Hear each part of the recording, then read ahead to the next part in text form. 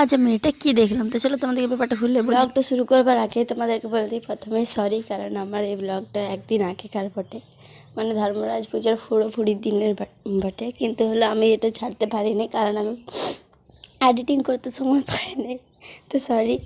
তা আমি আর আমার ফ্রেন্ড এখানে যাচ্ছিলাম পুরোপুরি দেখতে, কারণ আমি কোনোদিনও পুরোপুরি দেখিনি ধর্মরাজে, তো আমার এটা ফার্স্ট টাইম লাইফে দেখতে যাচ্ছি। তো এখানে যখন চলে গেছি তখন শুধু কিছুই দেখতে পাইনি, শুধু চারিদিকে শুধু কালো কালো মাথা আর এত লোক ভিড় করে আছে যে কিছু দেখতে পাচ্ছি না।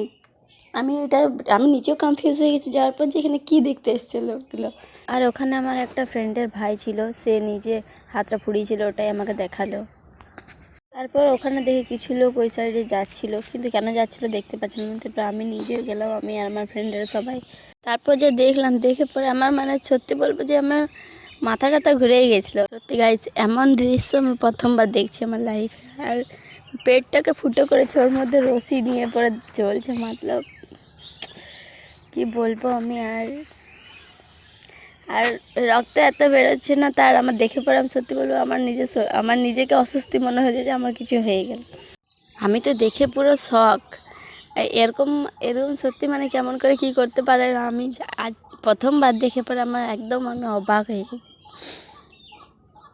প্রচুর ভয়ও লাগছিল দেখে পরে আমার তাকে। তো আর ওখানে ঘুরে আমার শরীরটা মানে একটু খারাপ হয়ে গেছে, যেমন কি আমার এখানে শুনতে পাচ্ছি যে আমার গলাটা বসে গেছে। তো আমার এই পুরোপুরি ব্লগটা এখানে শেষ করছি। সবাইকে টাটা বন্ধুরা, মিলতে हैं नेक्स्ट ब्लॉग में।